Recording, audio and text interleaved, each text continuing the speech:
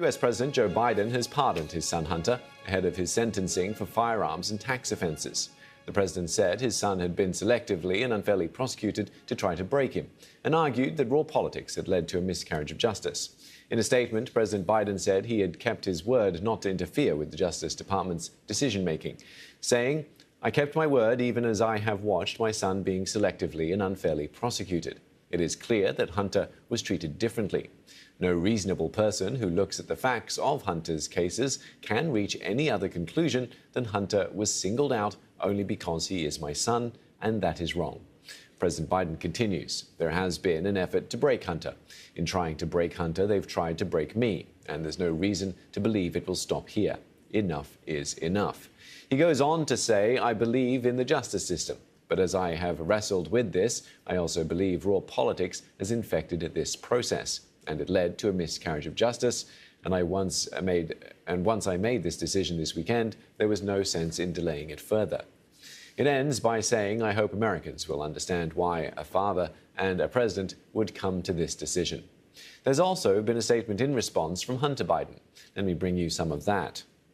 Now, he says, "I have admitted and taken responsibility for my mistakes during the darkest days of my addiction.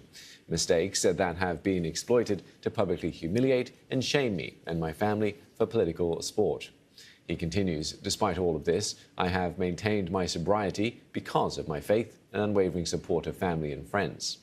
He adds, "I will never take the clemency I have been given today for granted and will devote the life I have rebuilt to helping those who are still sick and suffering."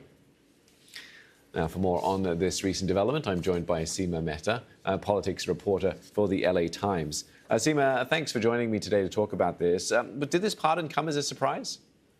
I think it was surprising, but it's not surprising, if that makes any sense. And that, we know that President Biden loves his son, has stood by his son throughout his many struggles. But I think there are a number of things that made it easier for him to do that, including, the president not seeking re-election, Democrats not winning the White House. I mean, I think if President Biden had sought re-election and won, or if Vice President Harris had won her presidential campaign, I question whether this would be happening right now. Yeah, those circumstances aside, though, when a president pardons his son, there will be accusations of nepotism. What's been the reaction from both Democrats and Republicans on this? It's just starting to spill out, and then let's be honest, we're on the end of a holiday weekend here, with Thanksgiving being a couple of days ago.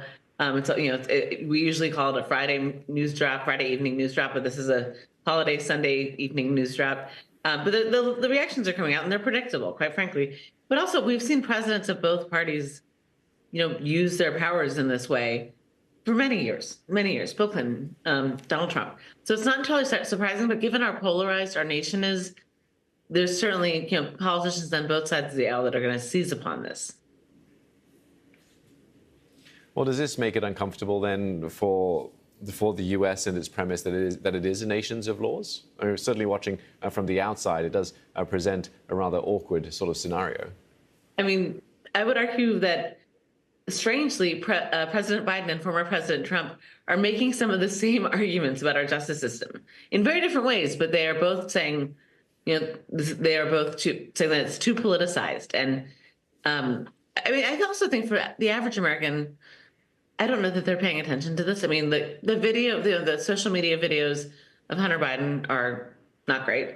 But also, if you're not like a political junkie like myself, or probably yourself, you probably haven't seen those. Like, you're worried about getting food on the table for your kids, or getting your paycheck.